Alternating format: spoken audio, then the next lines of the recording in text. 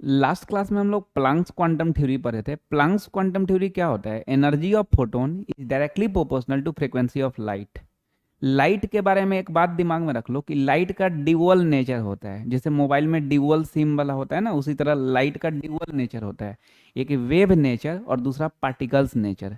Wave nature diffraction और interference को explain करता है, और particles nature black body radiation और फोटोइलेक्ट्रिक इफेक्ट को एक्सप्लेन करता है। दिमाग में रख लो, लाइट का ड्यूअल नेचर होता है, एक वेव नेचर और दूसरा particles nature. Wave nature diffraction और इंटरफेरेंस को एक्सप्लेन करता है, particles nature black body radiation और फोटोइलेक्ट्रिक इफेक्ट को एक्सप्लेन करता है। ठीक है, अभी हम लोग देखेंगे black body radiation. Black body radiation क्या होता है? ठीक है, तो देखो, वैसा आइडियल बॉडी, आइडियल मतलब एकदम परफेक्ट जिसमें कोई कमी नहीं हो, तो वैसा आइडियल बॉडी जो जितना भी फ्रीक्वेंसी का रेडिएशन हो सबको एब्जॉर्ब कर ले या एमिट कर दे, उसको ब्लैक बॉडी बोलते हैं। और उसमें से जो रेडिएशन निकलता है उसी को ब्लैक बॉडी रेडिएशन बोलते हैं। एक बार और, वैसा आइडियल बॉडी जो जितना भी फ्रीक्वेंसी, जितना टाइप का फ्रीक्वेंसी हो सबको क्या कर ले, सबका रेडिएशन को एब्जॉर्ब कर ले या एमिट कर दे, तो उसको ब्लैक बॉडी बोलते हैं। और उसमें से जो रेडिएशन निकलता है उसी को ब्लैक बॉडी रेडिएशन बोलते हैं। तो लिखोगे, the ideal body which emit और absorb radiation of all frequency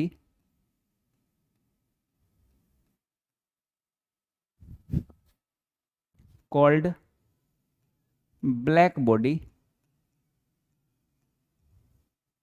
and radiation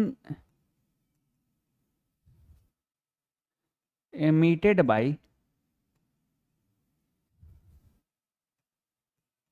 such a body called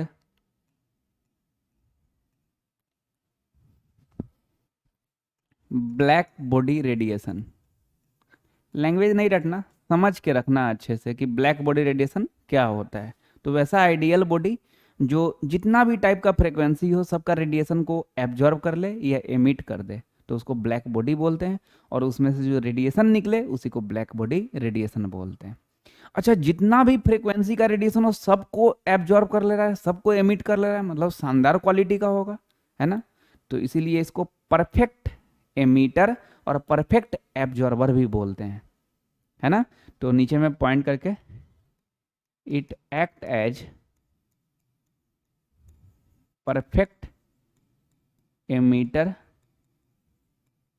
और परफेक्ट एब्जॉर्बर।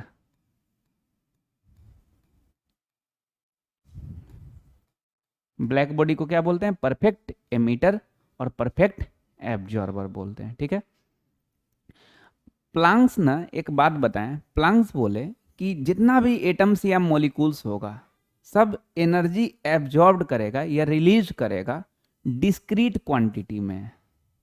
ठीक है, प्लांक्स क्या सजेस्ट किए कि जितना भी एटम्स या मॉलिक्यूल्स होगा सब एनर्जी एब्जॉर्ब करेगा या रिलीज करेगा, रिलीज बोलो या एमिट बोलो बात सेम है, डिस्क्रीट क्वांटिटी में। डिस्क्रीट क्वांटिटी मतलब बिखरा हुआ रूप में। ये सही बात है। अगर मान लो कि हम लोग पढ़ने बैठते हैं, ठीक, तो कोई चीज़ को पढ़ रहे हैं तो हर समय कंसंट्रेशन बराबर नहीं होता है। कभी कभी ऐसा होता होगा कि आधा घंटा में ही बहुत सारा काम खींचा जाता होगा। कभी कभी ऐसा हो जाता होगा आधा घंटा पूरा ब्लैंक जाता होगा, कुछ कुछ नहीं होता होगा, कुछ नहीं समझ में आ रहा है, कुछ नहीं हो रहा है, ऐसे ब्लैंक चला गया। और कभी कभी खूब शानदार टाइप से बहुत सारा चीज़ हो जाता है उतना ही देर में, है ना। तो क्या होता है कि ये जो है ना कि एटम्स और मॉलिक्यूल्स का भी यही लक्षण है ना। एटम्स और मॉलिक्यूल्स भी जो एनर्जी को एब्जॉर्ब कर रहा है या रिलीज कर रहा है, तो वो डिस्क्रीट क्वांटिटी में एब्जॉर्ब करेगा या रिलीज करेगा। तो नीचे में पॉइंट करके, प्लांक्स suggested that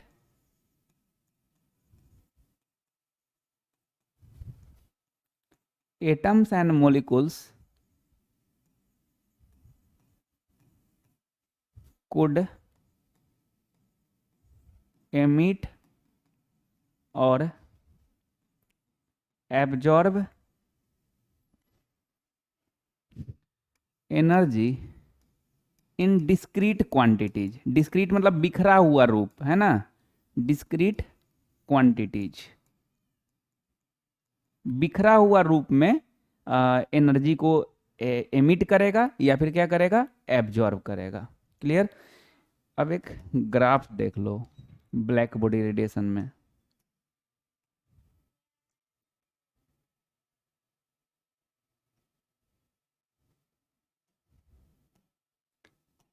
इधर में रहेगा इंटेंसिटी,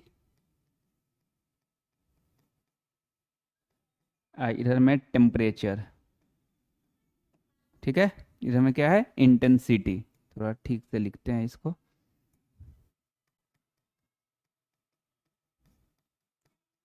इंटेंसिटी, इंटेंसिटी और टेम्परेचर में ग्राफ देखा गया एक्सपेरिमेंटली, इस टाइप का बना, इस टाइप का। ये दो ग्राफ बना दिए, T1 टेम्परेचर पे एज्यूम कर लिए, T2 टेम्परेचर पे एज्यूम कर लिए। ठीक है, तो अब कौन सा टेम्परेचर ज़्यादा, तो ये T2 यहाँ पे ग्रेटर देन है किससे, T1 से। ठीक, मतलब क्या भाई कि इंटेंसिटी ज़्यादा, इसका इंटेंसिटी ज़्यादा है ना, इसका इंटेंसिटी कम है ना, तो इंटेंसिटी ज़्यादा तो टेम्परेचर ज़्यादा। तो इससे एक्सपेरिमेंटली ये ग्राफ देखा गया कि इंटेंसिटी और टेम्परेचर में इस टाइप का ग्राफ बनता है।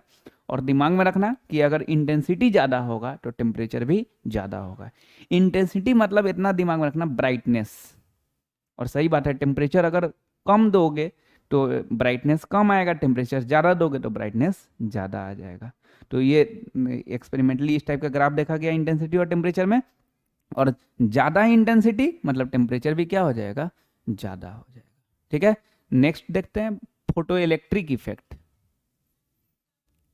फोटो इलेक्ट्रिक इफेक्ट क्या होता है, इधर से ना बीम ऑफ लाइट आ रहा है, ठीक है, और कोई मेटल को बीच में एक्सपोज कर दिए, जैसे जनरली पोटेशियम, रुबिडियम, सीसियम ये सब डालते हैं। अब क्यों डालते हैं ये भी आगे पता चलेगा। ठीक, फिर से एक बार, इधर से बीम ऑफ लाइट आ रहा है, इधर से मेटल को एक्सपोज कर दिए, मतलब रख दिए बीच में। तो जैसे ही बीम ऑफ लाइट इससे टकराएगा तो इससे इजेक्शन होगा, है ना, इजेक्शन होगा मतलब वापस होगा। इसी फिनोमेनन को फोटो इलेक्ट्रिक इफेक्ट बोलते हैं। एक बार और, बीम ऑफ लाइट इधर से आ रहा है, इधर से बीच में मेटल डाल दिए, तो इससे टकरा के वापस हो रहा है, इसी फिनोमेनन को फोटो इलेक्ट्रिक इफेक्ट बोलते हैं। तो लिखोगे, when certain metals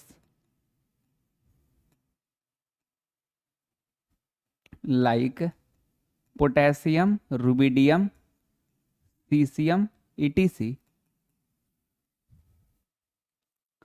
are exposed to beam of light,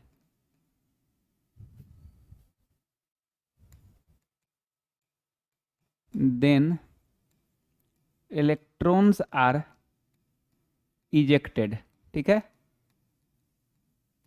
such phenomenon is called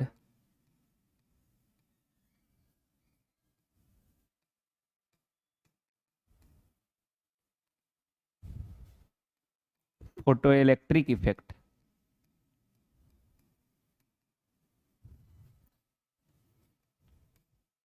इसी फिनोमेनन को क्या बोलते हैं, फोटोइलेक्ट्रिक इफेक्ट बोलते हैं। अब इसका ऑब्जर्वेशन देखते हैं। ठीक है, देखो पहला नंबर ऑब्जर्वेशन में ये कि जैसे ही बीम ऑफ लाइट ना इधर में कोई मेटल से टकराएगा, एकदम जस्ट उसी समय इलेक्ट्रॉन का इजेक्शन होगा। ऐसा नहीं कि यहाँ पे आएगा, चाय नाश्ता करेगा, सोएगा, कल होके जाएगा, ऐसा नहीं। तो लिखोगे, the electrons are ejected from the metal surface as soon as beam of light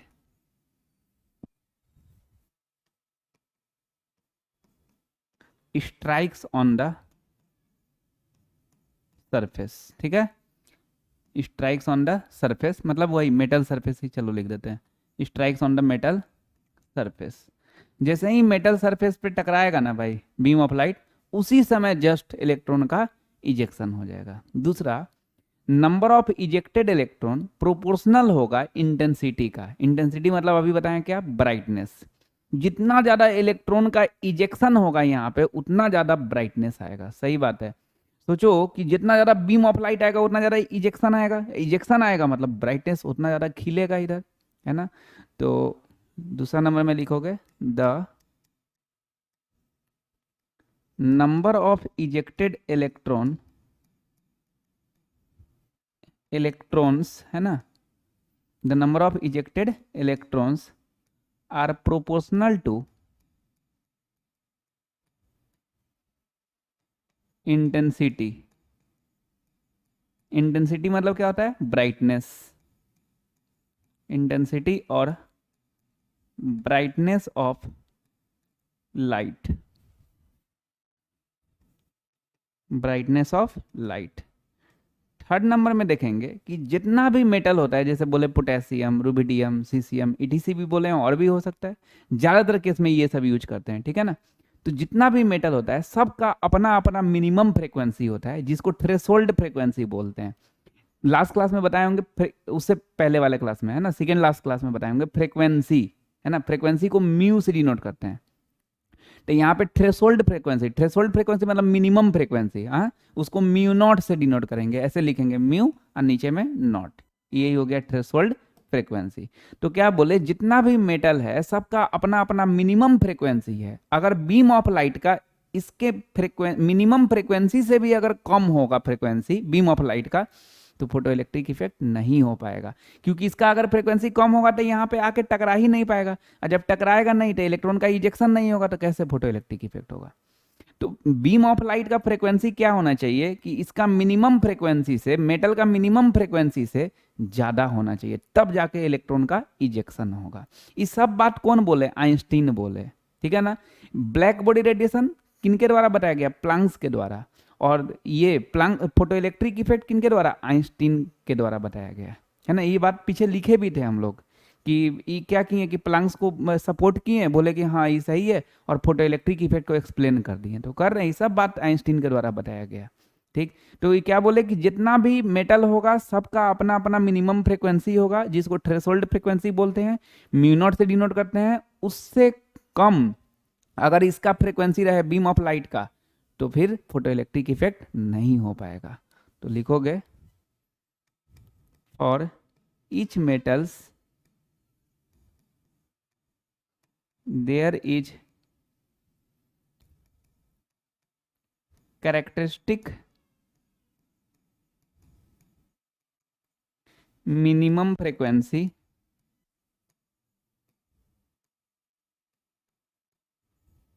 जिसको क्या बोलते हैं, थ्रेशोल्ड फ्रीक्वेंसी। थ्रेशोल्ड फ्रीक्वेंसी इसको डिनोट क्या चीज से करते हैं, म्यू नॉट से, है ना। Below which photo electric effect is not observed. Photo electric effect is not observed, जिसके नीचे फोटो इलेक्ट्रिक इफेक्ट ऑब्जर्व्ड नहीं होगा, नहीं देखा जा सकता है। तो ये ऑब्जर्वेशन हो गया फोटो इलेक्ट्रिक इफेक्ट का, दिमाग में रखना है कि जैसे ही beam of light metal surface पे टकराएगा इलेक्ट्रॉन का इजेक्शन हो जाएगा। दूसरा, जितना ज़्यादा इलेक्ट्रॉन का इजेक्शन होगा उतना ज़्यादा इंटेंसिटी होगा, ब्राइटनेस होगा। तीसरा, जितना भी मेटल होता है सबका अपना अपना मिनिमम फ्रीक्वेंसी होता है जिसको थ्रेशोल्ड फ्रीक्वेंसी बोलते हैं, म्यू नॉट से डिनोट करते हैं। इससे अगर कम होगा बीम ऑफ लाइट का फ्रीक्वेंसी तो फोटो इलेक्ट्रिक इफेक्ट नहीं हो पाएगा। फोटो इलेक्ट्रिक इफेक्ट होने के लिए इसका जो फ्रीक्वेंसी है बीम ऑफ लाइट का, इसका मिनिमम फ्रीक्वेंसी से क्या होना चाहिए, ज़्यादा होना चाहिए, म्यू नॉट से ज़्यादा होना चाहिए। तो ये बात दिमाग में रखना है। अब ये बात देखो, आइंस्टीन क्या किए कि फोटो इलेक्ट्रिक इफेक्ट बताएं कि क्या होता है, उसका ऑब्जर्वेशन देखे। अब इसी के हेल्प से क्या किए आइंस्टीन, अपना इक्वेशन निकाले जिसको क्या बोलते हैं, आइंस्टीन फोटो इलेक्ट्रिक इक्वेशन। तो देखते हैं आइंस्टीन फोटो इलेक्ट्रिक इक्वेशन। क्या इक्वेशन निकाले कि kinetic energy maximum is equal to, max मतलब क्या पढ़ना, maximum, kinetic energy maximum is equal to H mu minus W. यही इक्वेशन निकाले, ठीक है। Kinetic energy maximum equal to क्या, एच म्यू माइनस डब्लू। अच्छा, यहाँ पे अगर तुमसे कोई पूछेगा के ई मैक्स को क्या बोलते हैं तो बोलोगे क्या, मैक्सिमम काइनेटिक एनर्जी। अच्छा, एच जानते हो पहले से, Planck's constant, Planck's constant, mu frequency, mu को फ्रीक्वेंसी बोलते हैं, और डब्लू ये नया टर्म है, वर्क फंक्शन बोलते हैं। डब्लू को क्या बोलते हैं, वर्क फंक्शन बोलते हैं। तो कोई पूछे आइंस्टीन फोटो इलेक्ट्रिक इक्वेशन बताओ तो क्या बोलोगे, kinetic energy max equal to H mu minus W. फिर से एक बार, kinetic energy max equal to H mu minus W. E H mu ये सब ऑलरेडी पहले से जानते हैं, डब्लू क्या होता है इसको थोड़ा देखते हैं, ठीक है। तो नीचे में वर्क फंक्शन है ना, यही वर्क फंक्शन है ना। वर्क फंक्शन क्या होता है, तो ये मेटल है, इधर से बीम ऑफ लाइट है, तो कम से कम, देखो ज्यादा तो कितना भी एनर्जी दे सकते हो जिससे ये टकरा के वापस आए, तो कम से कम एनर्जी जिससे इलेक्ट्रॉन यहां से इजेक्ट हो जाए, बीम ऑफ लाइट यहां से इजेक्ट हो जाए, उसी को क्या बोलेंगे, वर्क फंक्शन बोलेंगे, ठीक है। तो कम से कम एनर्जी जिससे यहाँ पे से मेटल से टकरा के इलेक्ट्रॉन का इजेक्शन हो जाए, उसी को क्या बोलेंगे, वर्क फंक्शन बोलेंगे। तो लिखोगे the minimum energy required to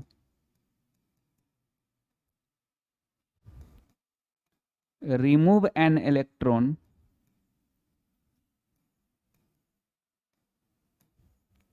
from the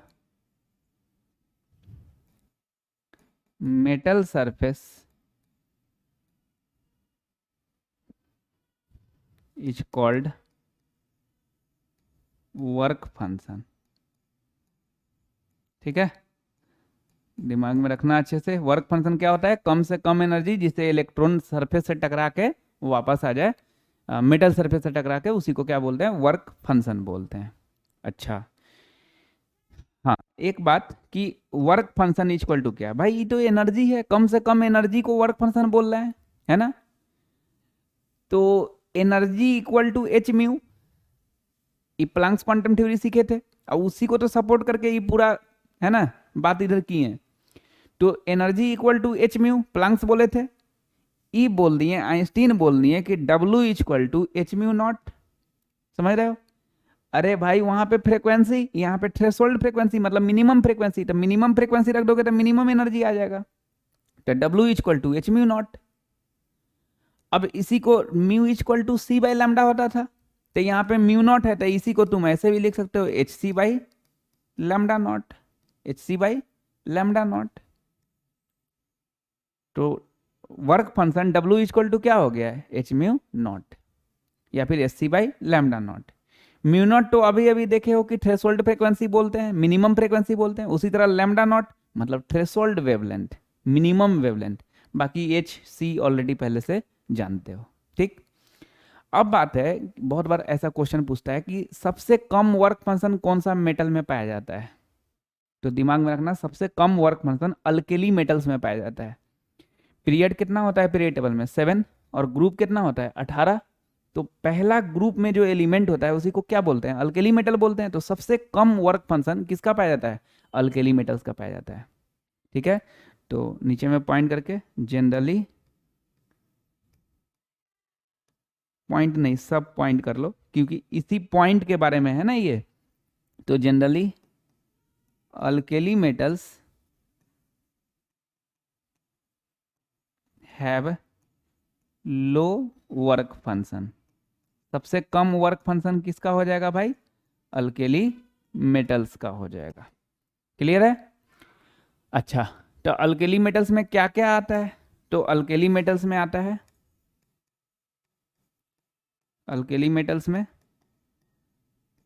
lithium, L है ना, लिथियम, थोड़ा अच्छे से लिखते हैं इसको, lithium, sodium, potassium, rubidium, caesium, francium, ये सब क्या कहाँ आता है, अल्केली मेटल्स में आता है। लेकिन फ्रांसियम रेडियो एक्टिव एलिमेंट होता है तो इसका तो चर्चा ही नहीं करते हैं। Lithium, sodium, potassium, rubidium, caesium का ही वर्क फंक्शन के या कोई भी प्रॉपर्टी के बेसिस पे बात करना होता है तो इतना ही का बात करते हैं, सीसीएम तक का बात करते हैं, है ना। तो अब समझ में आया होगा कि वहाँ पे फोटो इलेक्ट्रिक इफेक्ट का डिफिनेशन में क्यों लिखा हुआ था कि when certain metals like potassium, rubidium, caesium, है ना। ईटीसी भी लिखा हुआ था और भी रह सकता है, लेकिन इसका वर्क फंक्शन कम है, इसलिए क्या किया आइंस्टीन वहाँ पे वो सब स्टार्टिंग में यही सब मेटल लिए थे, पोटेशियम, रुबिडियम, सीसियम, ये सब लिए थे। इसमें भी सबसे कम वर्क फंक्शन, देखो इतना तो हो गया कि भाई अल्केली मेटल्स का वर्क फंक्शन कम। बहुत बार ऐसा क्वेश्चन पूछ देता है कि किसका वर्क फंक्शन कम, 4 ऑप्शन दे देगा, alkali metals, alkaline earth metals, halogens, noble gas, तो अल्केली मेटल्स मार दोगे। बहुत बार क्या करता है, एलिमेंटे का नाम लिखने लगता है। तो इसमें भी सबसे कम वर्क फंक्शन जो होगा वो सीसीएम का होगा। इसको ऐसे कर लेना और दिमाग में रखना कि सबसे कम वर्क फंक्शन किसका होगा, सीसीएम का, क्योंकि फ्रांसियम रेडियो एक्टिव है, उसका तो कहीं कुछ होता ही नहीं है, कोई सब बस खाली नाम है, हो गया, बात खत्म, है ना। तो सबसे कम वर्क फंक्शन किसका होगा, इसमें भी अल्कली मेटल्स में भी सीसीएम का, ये दिमाग में रखना है। अब देखते हैं इसका क्वेश्चन। इतना थोड़ा पॉज करके एक बार सोच लोगे कि अभी तक क्या क्या पढ़े हैं, है ना। फार्मूला वगैरह दिमाग में कर लोगे। Einstein photoelectric equation, kinetic energy max equal to H mu minus W, W equal to देख लिए एच म्यू नॉट, उसी को सिचुएशन पढ़ने पे देखने पे अगर कुछ लगे वैसा तो फिर H C by lambda nought. देखते हैं अब इसका क्वेश्चन। द क्वेश्चन नंबर 17 बना सकते हो, ठीक है, पॉज करके ना गिवन लिख के अपने से बनाओ, उसके बाद देखना इधर, ठीक।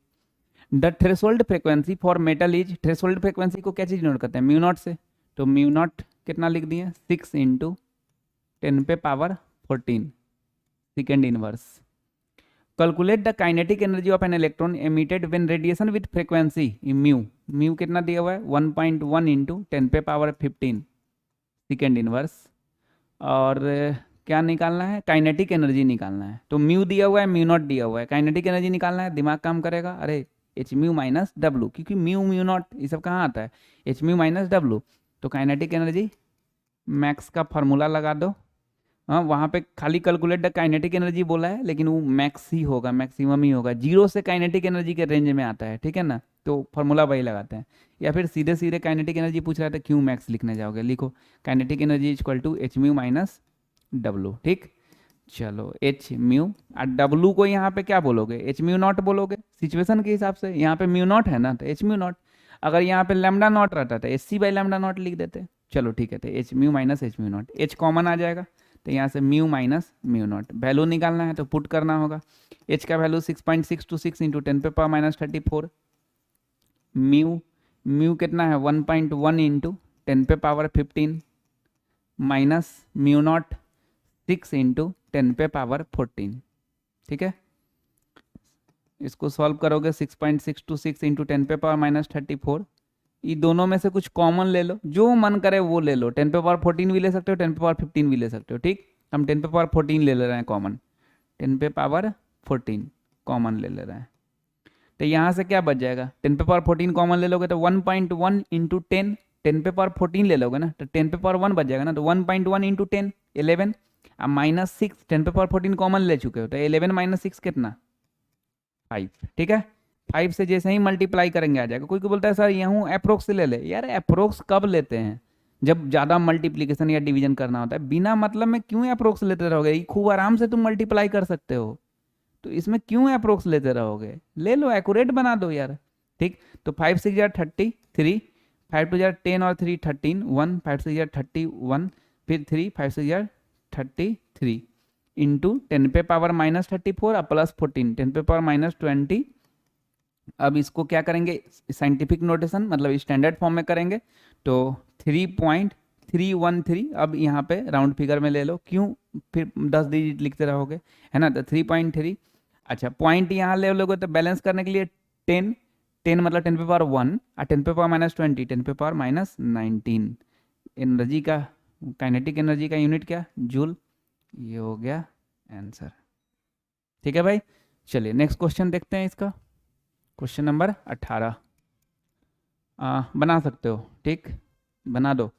थोड़ा सा उसका यूज करना जो लास्ट क्लास में बताए थे, प्लैंक्स क्वांटम थ्योरी बताने के बाद नोट में एक बात लिखवाए थे, कि 1 इलेक्ट्रॉन वोल्ट पर एटम में 96.5 किलो जूल पर मोल, 23 किलो कैलोरी पर मोल। और दूसरा नंबर में बताए थे कि E equal to S C by lambda. तो अगर एनर्जी इलेक्ट्रॉन वोल्ट में निकालना हो तो एस सी का वैल्यू डायरेक्ट 12,400 पुट कर दो, तो उसका थोड़ा यूज आएगा। बाकी तो इजी है। देखो पहले गिवन लिखो, कोशिश करो बनाने का, नहीं बने तब देखना, बन जाए तभी भी देख लेना एक बार कि आंसर है कि नहीं। ठीक है, देखो a light of wavelength 3100 angstrom, lambda दिया हुआ है, लैम्डा नॉट मत लिख देना, लैम्डा दिया हुआ है ना, 3100 angstrom is irradiated on a metal whose work function is, W दिया हुआ है 2.5 इलेक्ट्रॉन वोल्ट। ठीक है, calculate threshold wavelength of metal. Threshold wavelength मतलब क्या, लैम्डा नॉट निकालना है। तो लैम्डा नॉट कैसे निकलेगा, इसी से, डब्ल्यू से, लैम्डा नॉट इसी में आएगा ना भाई। तो क्या लिख देंगे, पहला पार्ट का W equal to H mu nought, नहीं लिखेंगे, क्यों, थ्रेशोल्ड फ्रीक्वेंसी थोड़ा ना निकालना है, थ्रेशोल्ड वेवलेंथ म्यू नॉट को C बाई लैम्डा नॉट, तो H C by lambda nought. ठीक है, W वर्क फंक्शन देखो इलेक्ट्रॉन वोल्ट में दिया हुआ है, एस सी का वैल्यू डायरेक्ट 12,400 पुट कर दो, और बोल भी रहा है कि एंगस्ट्रॉम में निकालना है, मस्ती में एकदम 12,400 पुट करो, यहाँ पे लैम्डा नॉट आ जाएगा एंगस्ट्रॉम में, है ना। तो लैम्डा नॉट को इधर लाओगे तो 12,400 अब बाई 2.5, ये पॉइंट इधर जाएगा तो कितना हो जाएगा 10, 25 से 4 से 100, फिर 240, 25 नमा 225, फिर 15 तो 150, 25 छक 150, है ना। तो 4960 एंगस्ट्रॉम, 496 इंटू 10 है ना, तो 4960 एंगस्ट्रॉम। ये एक पार्ट का आंसर आ गया भाई, है ना। अब नेक्स्ट पार्ट का देखेंगे तो maximum kinetic energy of photo electron, है ना, मैक्सिमम काइनेटिक एनर्जी। तुम लोग नीचे कंटिन्यू रहना, हम इधर लिख रहे हैं। तो kinetic energy maximum equal to formula लगा दोगे एच म्यू माइनस डब्लू। अब यहाँ पे तुम डब्लू को कुछ नहीं ओपन करोगे, पिछला क्वेश्चन बनाने में एच म्यू नॉट लिखे थे ना, यहाँ पे क्यों ओपन करने जाओगे, डब्लू का वैल्यू दिया हुआ है, क्यों ओपन करेंगे, है ना। तो एच म्यू, अच्छा एच म्यू को ओपन करोगे, एच सी बाई लैम्डा लिखोगे, क्योंकि यहाँ पे लैम्डा दिया हुआ है ना भाई। तो क्या करोगे, H C by lambda minus W को डब्लू ही लिखो, डायरेक्ट पुट करेंगे, एच सी का वैल्यू 12,400 है ना, और बाई लैम्डा, क्योंकि देखो इलेक्ट्रॉन वोल्ट में निकालना है काइनेटिक एनर्जी, तो एच सी बाई लैम्डा अगर रखेंगे तो 12,400 बाई लैम्डा एंगस्ट्रॉम में रखेंगे तो इलेक्ट्रॉन वोल्ट में निकलेगा, और वर्क फंक्शन भी इलेक्ट्रॉन वोल्ट में दिया हुआ है, खूब आराम से इलेक्ट्रॉन वोल्ट में आ जाएगा। तो 12,400 बाई लैम्डा कितना है 3100, माइनस वर्क फंक्शन 2.5, ठीक है, 31 से ही 4 बार में हो जाएगा, तो 4 माइनस 2.5 1.5 इलेक्ट्रॉन वोल्ट, ये हो गया आंसर। ठीक है भाई, अब इससे रिलेटेड कुछ एनसीईआरटी में क्वेश्चन है, फेयर कॉपी में इसी के नीचे लिखोगे और बनाओगे कहाँ, रफ कॉपी में। तो एनसीईआरटी का एक्सरसाइज में 9, 12, 51, 53, 54 ये सब तुम्हारा आइंस्टीन फोटो इलेक्ट्रिक इक्वेशन से रिलेटेड क्वेश्चन है, बनाना। ठीक, जो डाउट होगा वो पूछना। ठीक है भाई, अब नेक्स्ट टॉपिक है बोर्स एटॉमिक मॉडल। थोड़ा लंबा है लेकिन और बहुत सारा क्वेश्चन उससे बनता है और बहुत इजी है, बस ज़रूरत है पढ़ने का, मतलब सेल्फ स्टडी करने का। पढ़ तो रहे हैं सर, वीडियो देख रहे हैं, तो वीडियो देखने को पढ़ाई नहीं बोलते हैं। ठीक है, ये एक स्टेप है कि आप देख रहे हैं, लिख रहे हैं, सुन रहे हैं बात को, है ना, लेकिन उसके बाद जो सेल्फ स्टडी होता है उसको मेन पढ़ाई बोलते हैं। सेल्फ स्टडी, रिवीजन, है ना, वो एक्चुअल में होता है, तो वो सब चीज़ करना है ना। तो देखते हैं Bohr's atomic model. Bohr's atomic model में जैसे ही नाम सुनना ना बोर्स एटॉमिक मॉडल का, दिमाग में लाना कि ये सिर्फ और सिर्फ सिंगल इलेक्ट्रॉन स्पीसीज के लिए अप्लीकेबल है। मतलब जितना भी बात बोर्स मॉडल के लिए बोला जाएगा ना, ये सब सिंगल इलेक्ट्रॉन स्पीसीज के लिए अप्लीकेबल है, और किसी के लिए अप्लीकेबल नहीं होगा। ये सिंगल इलेक्ट्रॉन स्पीसीज क्या होता है, नाम से लग रहा है सिंगल मतलब एक इलेक्ट्रॉन, वैसा ही स्पीसीज जिसमें एक इलेक्ट्रॉन हो, जैसे कि क्या, हाइड्रोजन। हाइड्रोजन का atomic number 1, number of electron भी 1, तो ये सिंगल इलेक्ट्रॉन स्पीसीज है ना। He प्लस He, हीलियम का एटॉमिक नंबर 2, तो नंबर ऑफ इलेक्ट्रॉन 2, लेकिन एक वो प्लस चार्ज आ गया ना, तो कितना हो गया, एक इलेक्ट्रॉन। तो इसके लिए बोर्स मॉडल अप्लीकेबल है। अगर खाली तुमको कोई लिख दे हीलियम, तब नहीं, इसके लिए बोर्स मॉडल अप्लीकेबल नहीं है, क्योंकि इसमें तो 2 इलेक्ट्रॉन है जी। He प्लस के लिए बोर्स मॉडल अप्लीकेबल है ना। Li2+। लिथियम का एटॉमिक नंबर 3, तो नंबर ऑफ इलेक्ट्रॉन 3, लेकिन 2 को प्लस चार्ज आ गया तो नंबर ऑफ इलेक्ट्रॉन एक ही बचा, तो इसके लिए बोर्स मॉडल अप्लीकेबल है। तो बोर्स मॉडल किसके लिए अप्लीकेबल है? सिंगल इलेक्ट्रॉन स्पीसीज के लिए अप्लीकेबल है। ठीक है, तो पहला जैसे ही नाम सुना ना बोर्स एटॉमिक मॉडल का, पहला बात ये दिमाग में घूमना चाहिए कि ये सिर्फ और सिर्फ सिंगल इलेक्ट्रॉन स्पीसीज के लिए अप्लीकेबल है। तो लिखोगे it is only applicable for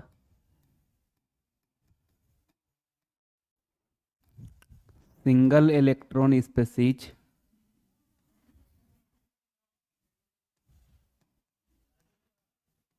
like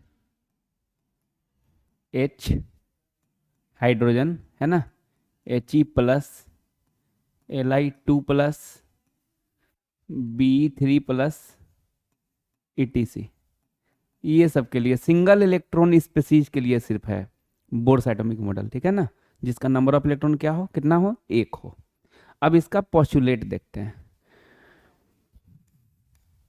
postulates में पहला नंबर, इलेक्ट्रॉन न्यूक्लियस के चारों तरफ फिक्स ऑर्बिट में अगर रिवॉल्व कर रहा है, एक ऑर्बिट में अगर रिवॉल्व कर रहा है, तो उसका एनर्जी फिक्स होगा, डिफिनिट होगा। फिर से एक बार, पोस्टुलेट्स में पहला नंबर क्या है कि इलेक्ट्रॉन एक ऑर्बिट में अगर रिवॉल्व कर रहा है तो उसका एनर्जी डिफिनिट होगा। तो लिखोगे electron revolves around the nucleus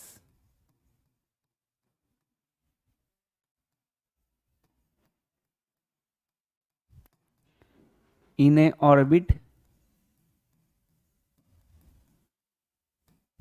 with definite energy।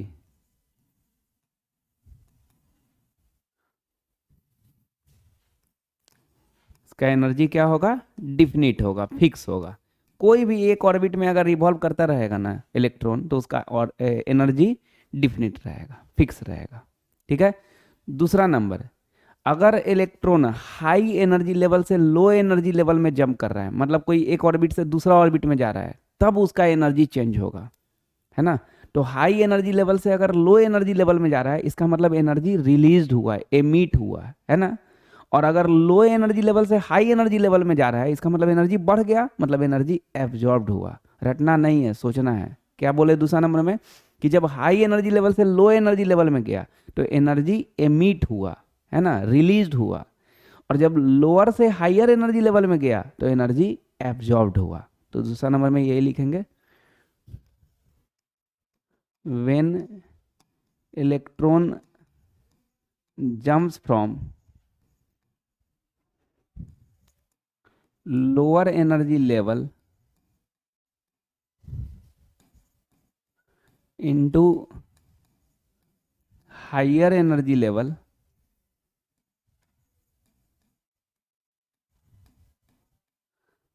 then energy is released। Energy क्या होगा, रिलीज्ड होगा, है ना। लोअर से हायर में गया, नहीं, लोअर से हायर में गया तो एनर्जी एब्जॉर्ब्ड होगा, है ना। तो energy is absorbed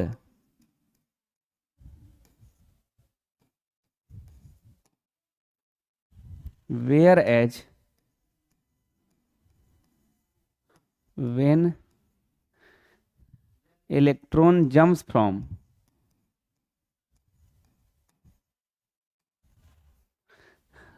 higher energy level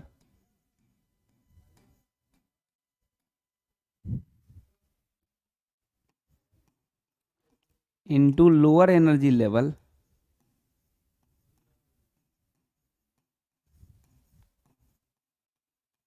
then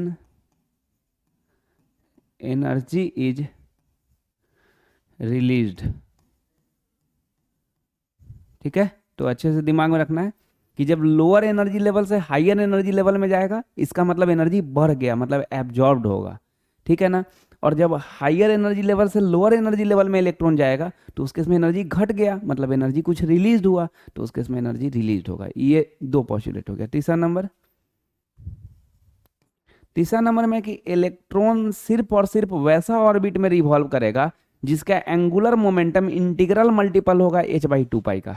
फिर से एक बार, इलेक्ट्रॉन सिर्फ और सिर्फ वैसा ऑर्बिट में रिवॉल्व करेगा जिसका एंगुलर मोमेंटम इंटीग्रल मल्टीपल होगा h/2 पाई का। समझते हैं कि एंगुलर मोमेंटम क्या होता है, पहले लिख लेते हैं, ठीक है। Electron revolves only in those orbit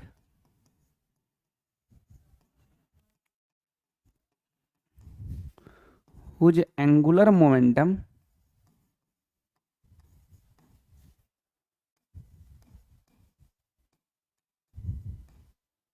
is an integral multiple of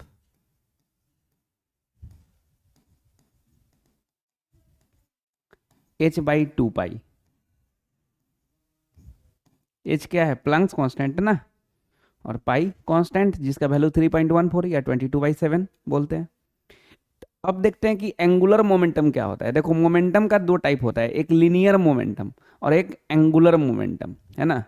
linear momentum को p से डिनोट करते हैं, ये पढ़े हो गए पहले, है ना, कि कोई मास है और उसमें पीछे से धक्का दे दिए तो वेलोसिटी आ जाएगा, तो उसमें कौन सा मोमेंटम आ गया, लीनियर मोमेंटम आ गया।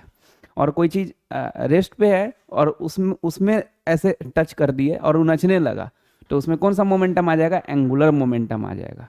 तो अगर सीधे चलने लगे तो लीनियर मोमेंटम, नचने लगे तो क्या हो जाएगा, एंगुलर मोमेंटम आ जाएगा।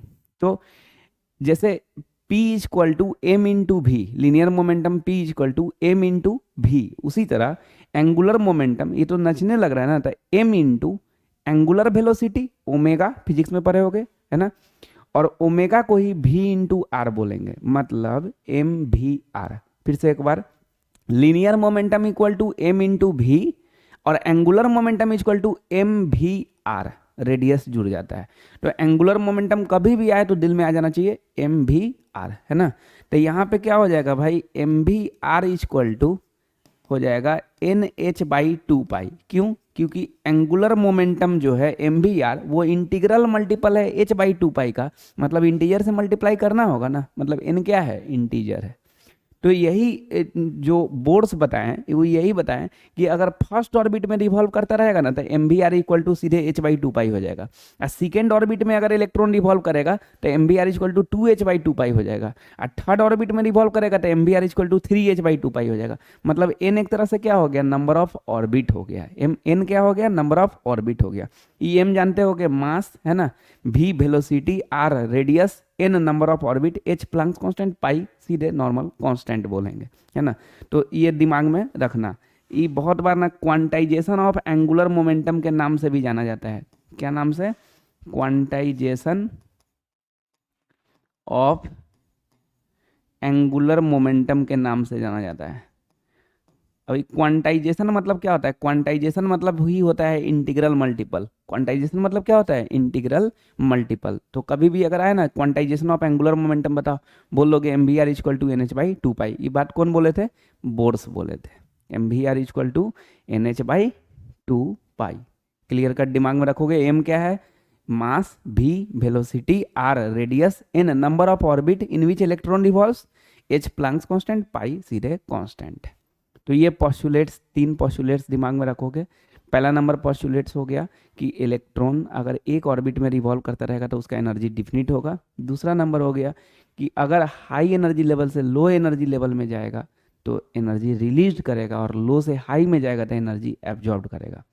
तीसरा नंबर हो गया कि इलेक्ट्रॉन सिर्फ और सिर्फ वैसा ऑर्बिट में रिवॉल्व करेगा जिसका एंगुलर मोमेंटम इंटीग्रल मल्टीपल हो h/2 पाई का। ऐसे ही समझ के फ्रेम कर लेना है, जरूरी नहीं है लैंग्वेज रटने का। कंसेप्ट अगर आता रहेगा तो क्वेश्चन आराम से बना लेंगे। कभी भी क्वांटाइजेशन ऑफ एंगुलर मोमेंटम आए तो क्या दिमाग में रखेंगे, M V R equal to NH/2 pi. कोई पूछे क्वांटाइजेशन मतलब क्या होता है तो क्या बोलेंगे, इंटीग्रल मल्टीपल। ठीक है। अब हम लोग देखते हैं बोर्स का मैथमेटिकल फॉर्म, है ना। ये अभी पॉस्टुलेट्स देखें ना, अब मैथमेटिकल फॉर्म्स देखेंगे। इसका मैथमेटिकल फॉर्म्स बड़ी शानदार है। तो देखो कि mathematical forms of bourse postulates, इसका मैथमेटिकल फॉर्म्स में पहला नंबर है expression of radius of electron, expression of radius of electron, जिसको शॉर्ट में RN बोल देते हैं, RN बोल देते हैं। ठीक है, ऐसे लिखते हैं आर और नीचे में सबस्क्रिप्ट में एन लिखना, ऐसे लिखना R N, radius of electron. इसका मतलब क्या हुआ देखो भाई, जैसे ये न्यूक्लियस है ठीक, और ये ऑर्बिट है, इसमें अब इलेक्ट्रॉन रिवॉल्व कर रहा है, हो सकता है इस ऑर्बिट में भी इलेक्ट्रॉन रिवॉल्व करे, हो सकता है इस ऑर्बिट में भी रिवॉल्व करे, तो भाई सबका तो रेडियस अलग अलग होगा। अगर इस ऑर्बिट में इलेक्ट्रॉन रिवॉल्व करेगा तो रेडियस यही होगा, इस ऑर्बिट में अगर इलेक्ट्रॉन रिवॉल्व करेगा तो रेडियस ये होगा, इस ऑर्बिट में रिवॉल्व करेगा तो रेडियस ये होगा, तो सबका रेडियस अलग अलग होगा। तो बोर्स बड़ी शानदार बात बोले कि जिस ऑर्बिट में इलेक्ट्रॉन रिवॉल्व करेगा उसका रेडियस निकाल लोगे इस एक्सप्रेशन से, है ना। मतलब अगर तुमको बोले ना कि हाइड्रोजन एटम का इलेक्ट्रॉन सेकेंड ऑर्बिट में रिवॉल्व कर रहा है, अब भाई एक ही इलेक्ट्रॉन होता है, सेकेंड ऑर्बिट में कैसे चला गया सर? अरे जंप तो कर ही सकता है एक एनर्जी लेवल से दूसरे एनर्जी लेवल में। He प्लस का, Li2 प्लस का इलेक्ट्रॉन एक एनर्जी लेवल से दूसरे एनर्जी में चला गया, तो मान लो कि बोल दिया कि सेकेंड ऑर्बिट में रिवॉल्व कर गया, तो उस केस में उसका एनर्जी क्या होगा बताओ, रेडियस क्या होगा, वेलोसिटी क्या होगा, फ्रीक्वेंसी क्या होगा, ये सब चीज हम लोग बता सकते हैं mathematical forms of bourse postulates से। तो अभी हम लोग क्या देखेंगे कि expression of radius of electron, मतलब अगर कोई एटम का इलेक्ट्रॉन फर्स्ट ऑर्बिट में रिवॉल्व करेगा तो उसका रेडियस क्या होगा, सेकेंड ऑर्बिट में रिवॉल्व करेगा तो उसका रेडियस क्या होगा, वो इस चीज के इस फॉर्मूला के सहारे हम लोग बता सकते हैं। तो देखना अच्छे से, डेरिवेशन समझने का चीज है, मेन रिजल्ट याद रखना है कि क्वेश्चन बना सके। डेरिवेशन समझ लेने से अच्छा लगता है, थोड़ा इंटरेस्ट आता है। अब जैसे आर एन का फॉर्मूला सीधे याद कर लेंगे, क्वेश्चन बना लेंगे, पता नहीं आर एन क्या है, तो फिर मजा नहीं आएगा जी, है ना। तो बोलेंगे expression of radius of electron को डिनोट कैसे करते हैं, आर एन से। और जैसे ही रेडियस ऑफ इलेक्ट्रॉन सुन रहे हैं ना, तो दिल में आना चाहिए कि अरे कौन ऑर्बिट में, अगर मान लो सेकेंड ऑर्बिट में रिवॉल्व करेगा तो आर एन के जगह पे 2, फोर्थ ऑर्बिट में रिवॉल्व करेगा तो आर एन के जगह पे 4, मतलब जिस ऑर्बिट में रिवॉल्व करेगा उसका तुम रेडियस निकाल सकते हो इस फॉर्मूला के तहत, है ना। तो देखो थोड़ा ध्यान से देखना, जैसे ये न्यूक्लियस है और मान लेते हैं कि यहाँ पे इलेक्ट्रॉन रिवॉल्व कर रहा है, ठीक। तो जैसे ही ये इलेक्ट्रॉन रिवॉल्व कर रहा है इस सेंटर के थ्रू, तो यही आर निकालना है, रेडियस निकालना है, ठीक है ना। तो यहाँ पे दो तरह का फोर्स आएगा, जब कोई चीज को बांध के ठीक और ऐसे करके गोल गोल नचाएंगे तो एक फोर्स आता है सेंट्रीफ्यूगल फोर्स, फिजिक्स में सुने होंगे। सेंट्रीफ्यूगल फोर्स होता है M V square by R, M V square by R, है ना। तो ये लिख दिए centrifugal force M V square by R. और दूसरा हम लोग पोस्टुलेट में देखें, इसका रदरफोर्ड का पोस्टुलेट में देखें कि अगर एक ये भी चार्ज है ये भी चार्ज है, तो ये दोनों चार्ज के बीच में कौन सा फोर्स लगेगा, इलेक्ट्रोस्टैटिक फोर्स, है ना। तो इलेक्ट्रोस्टैटिक फोर्स के Q1 Q2 by R square, तो के Q1 मतलब इलेक्ट्रॉन का चार्ज तो E, आ Q2 मतलब न्यूक्लियस का चार्ज तो ZE, बाई आर स्क्वायर, इसका बीच का डिस्टेंस R मान लिए, तो क्या हो गया के ZE square by R square. तो यही लिख देते हैं के ZE square by R square, ये लिख दिए, ठीक है। फिर से एक बार, जब कोई चीज रिवॉल्व कर रहा है, इलेक्ट्रॉन जब रिवॉल्व कर रहा है तो भाई उसका मास होगा ना, उसका वेलोसिटी होगा ना, जब ऐसे नच रहा है तो जब नचेगा तो इसमें कौन सा फोर्स आएगा, सेंट्रीफ्यूगल फोर्स आएगा। एक बच्चा का हाथ पकड़ के इसे गोल गोल नचाने लगो तो इसमें कौन सा फोर्स आ जाएगा, सेंट्रीफ्यूगल फोर्स आ जाएगा। सेंट्रीफ्यूगल फोर्स का फॉर्मूला क्या हो जाएगा, M V square by R. और चूंकि ये दोनों चार्ज है तो इलेक्ट्रोस्टैटिक फोर्स भी लगेगा, तो इलेक्ट्रोस्टैटिक फोर्स के Q1 Q2 by R square करके ये आ गया, ठीक है। अब देखो हम लोग को ना क्या निकालना है, expression of radius of electron R N निकालना है, ठीक है। तो आर एन निकालने के लिए मतलब आर निकालना होगा, तो ये देखो एक आर से एक आर तो यहाँ पे कट गया, ठीक, तो एक ही आर बचा। अब ये आर इधर लाएंगे तो क्या हो जाएगा, K J D square by M V square, ऐसे करके हो जाएगा। चलो ठीक है, बाकी सब पुट कर देंगे। अगर वेलोसिटी निकाल लिया जाए ना तो काम बन जाएगा। तो वेलोसिटी कैसे निकालेंगे, ठीक है। तो इसके लिए हेल्प लेंगे क्वांटाइजेशन ऑफ एंगुलर मोमेंटम, जो अभी देखे थे, from quantization of angular momentum, quantization of angular momentum, ठीक है। इसमें क्या होता है, M V R equal to N H by 2 pi, M V R equal to N H by 2 pi. यहाँ से वेलोसिटी को अकेले कर देते हैं और वेलोसिटी जो आएगा वैल्यू यहाँ पे ले जाकर रख देंगे, है ना। तो यहाँ पे वेलोसिटी को अकेले करोगे तो क्या हो जाएगा, N H by 2 pi M R, M R नीचे आ जाएगा, तो N H by 2 pi M R. अब ये वेलोसिटी का वैल्यू क्या करेंगे, यहाँ पे ले जाके पुट कर देंगे। जैसे ही पुट करोगे ये वाला वैल्यू तो क्या हो जाएगा भाई, m के जगह पे, अच्छा पहले लिख दो पुट, स्मॉल भी है थोड़ा ही देखने में कैपिटल भी जैसा लग रहा है, स्मॉल भी मतलब वेलोसिटी है ना, कैपिटल भी मतलब जनरली वॉल्यूम, ऐसे तो बोलने को कुछ भी बोल सकते हो, मानने के ऊपर है। तो put V is equal to N H by 2 pi M R in equation 1। Equation 1 में यहाँ पे ले जाके पुट कर देते हैं ये वाला वैल्यू, ठीक है। देखो थोड़ा ध्यान से देखना, ये वाला वैल्यू जब पुट हो जाएगा तो क्या हो जाएगा, m इंटू भी स्क्वायर है ना, m इंटू भी स्क्वायर मतलब ये पूरा का स्क्वायर हो जाएगा। तो ये पूरा का स्क्वायर क्या हो जाएगा, n square h square by 2 का square 4 pi square m square r square. देख लो m भी स्क्वायर मतलब ये पूरा का स्क्वायर कर दिए, इधर में क्या है k Z E square by R, क्योंकि एक आर, अरे यार आर, क्योंकि एक आर ऑलरेडी कट चुका है, तो ये हो जाएगा। अब हम लोग का टारगेट क्या है, रेडियस निकालने का, तो रेडियस को अकेले कर देंगे है ना। फिर देखो ये आर से ये वाला आर कट जाएगा, ठीक है ना। अच्छा और कुछ कटने को, हाँ एम से एम कट जाएगा है ना, और कुछ नहीं दिख रहा है, चलो ठीक, बाकी बाद में अगर दिखेगा तो काट दिया जाएगा। अभी आर को अकेले कर देते हैं, जैसे आर इधर है ना तो आर उस साइड जाएगा तो अकेले हो जाएगा।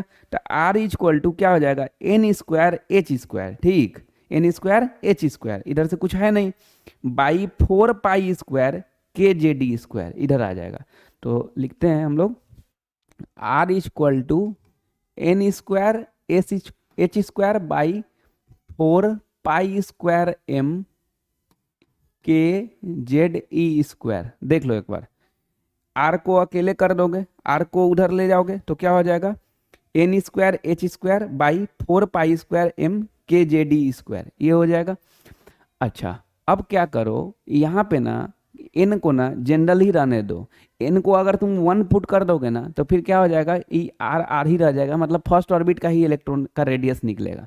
लेकिन वही अगर एन को जनरल कर दोगे तो ये आर को आर एन बोल सकते हो ना, आर को आर एन बोल सकते हो, तो एन को जनरल ही रहने दो, तो आर क्या बन जाएगा, आर एन बन जाएगा। तो क्या क्या कॉमन ले लोगे, एक तो एन स्क्वायर ले लो और एक जेड ले लो है ना, क्योंकि एटॉमिक नंबर भी कौन एटम का है ये तो पता नहीं है, हो सकता है एच का हो सकता है एच ई प्लस का हो सकता है एल आई 2 प्लस का हो, ठीक है ना। तो इसीलिए N square by Z common ले लिए। अब क्या करो, एच का वैल्यू पुट कर दो 6.626 इंटू 10 पे पावर -34 जूल सेकेंड होता है, इसका स्क्वायर है, डिवाइडेड बाई 4 पाई स्क्वायर, पाई का वैल्यू कितना होता है 3.14, 3 का स्क्वायर 9, तो 3.14 का स्क्वायर 10 हो जाएगा। m मतलब मास ऑफ इलेक्ट्रॉन कितना होता है 9.1 इंटू 10 पे पावर -31 kg है ना, ये मास आ गया। अच्छा k डाइलेक्ट्रिक कांस्टेंट, इसका वैल्यू 9 इंटू 10 पे पावर 9 न्यूटन मीटर स्क्वायर पर कूलम स्क्वायर। जेड तो बाहर ले लिए हो, ई स्क्वायर, ई मतलब 1.6 इंटू 10 पे पावर -19 है ना, चार्ज ऑफ इलेक्ट्रॉन 1.6 इंटू 10 पे पावर -19 इसका स्क्वायर, ठीक है। चलो तो क्या किए, एन स्क्वायर को एन को जनरल काहे ले लिए, क्योंकि आर को आर एन बना देना था, एक्सप्रेशन निकाल लेना था। एटॉमिक नंबर किसी का भी हो सकता है, कोई भी एटम हो सकता है, बस सिंगल इलेक्ट्रॉन स्पेसीज होना चाहिए। तो जेड को बाहर ले लिए, बाकी सब का वैल्यू पुट कर दिए। पता है अब जैसे ही सबको सॉल्व करोगे ना भाई, तो इस सबको सॉल्व करके आ जाएगा तुमको 0.529 इंटू 10 पे पावर -10, 0.529 इंटू 10 पे पावर -10, और बचा क्या हुआ इधर, एन स्क्वायर बाई जेड, ये मीटर में आएगा, क्योंकि सब ऐसा यूनिट में डाले हैं तो जाहिर सी बात है रेडियस भी अपना ऐसा यूनिट में मीटर में आएगा, है ना। अब बात है कि इसको ना अगर तुम जानते हो कि 1 एंगस्ट्रॉम में 10 पे पावर -10 मीटर, तो अगर इसको एंगस्ट्रॉम में बोलोगे तो 10 पे पावर -10 भी नहीं बोलना होगा, सीधे बोल दोगे 0.529 into N square by Z, और क्या चीज़ में, एंगस्ट्रॉम में, है ना। अब इसको जैसे ही तुम ये याद रखोगे, R N equal to 0.529 into N square by Z angstrom. अगर मान लो कि तुमको मीटर में आंसर दिया हुआ है, ठीक है कर दो, 1 एंगस्ट्रॉम में कितना मीटर, 10⁻⁻10, जैसे ही इसमें 10⁻⁻10 से मल्टीप्लाई करोगे वापस ये बन जाएगा। तो यही फॉर्मूला हो गया, यही हम लोग को याद रखना है। तो expression of radius of electron को डिनोट कैसे से करते हैं, R N. R N equal to क्या होता है, तो 0.529 into N square by Z angstrom. ये जब भी बोलेंगे ना तो ये एंगस्ट्रॉम जरूर दिमाग में रखेंगे, नहीं तो फिर मीटर में मान लो ऑप्शन दिया रहेगा ऐसे करके बना दोगे, गलत हो जाएगा। लेकिन तुम दिमाग में रखोगे एंगस्ट्रॉम, तो उसको अगर एंगस्ट्रॉम में ही दिया हुआ है तो इतने पे मिला दो, अगर मीटर में दिया हुआ है तो इंटू 10⁻⁻10 कर दो। अच्छा यहाँ पे एन क्या है, तो एन बोलोगे नंबर ऑफ ऑर्बिट,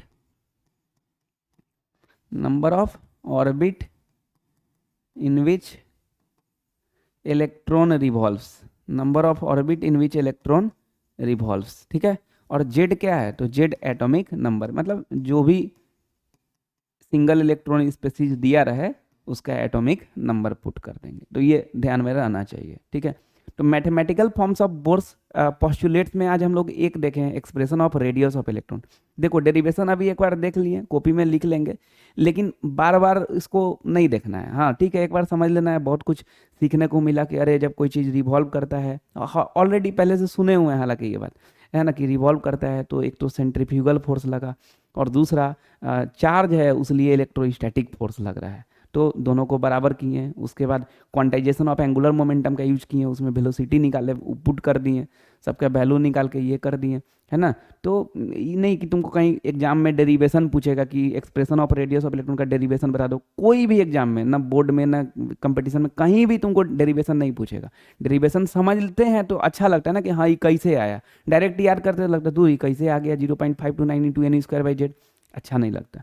तो उसलिए डेरिवेशन देखें, तो एक बार खाली फेयर कॉपी में लिख के सोच लेना है, उसके बाद फिर रिवीजन में इसको बार बार नहीं देखना है। रिवीजन में खाली ये दिमाग में रखना है कि expression of radius of electron R N equal to 0.529 into N square by Z. N क्या होता है ये कोई पूछे तो बताना चाहिए क्लियर कट की, N number of orbit in which electron revolves, Z क्या होता है तो एटॉमिक नंबर, ठीक है। अब नेक्स्ट क्लास में इसमें और है mathematical forms of bourse postulate में, अभी तो एक ही देखे हैं, नेक्स्ट क्लास में आगे बढ़ेंगे और फिर उससे सबसे रिलेटेड क्वेश्चन देखेंगे। अच्छे से पढ़ना, नेक्स्ट क्लास में आगे बढ़ेंगे।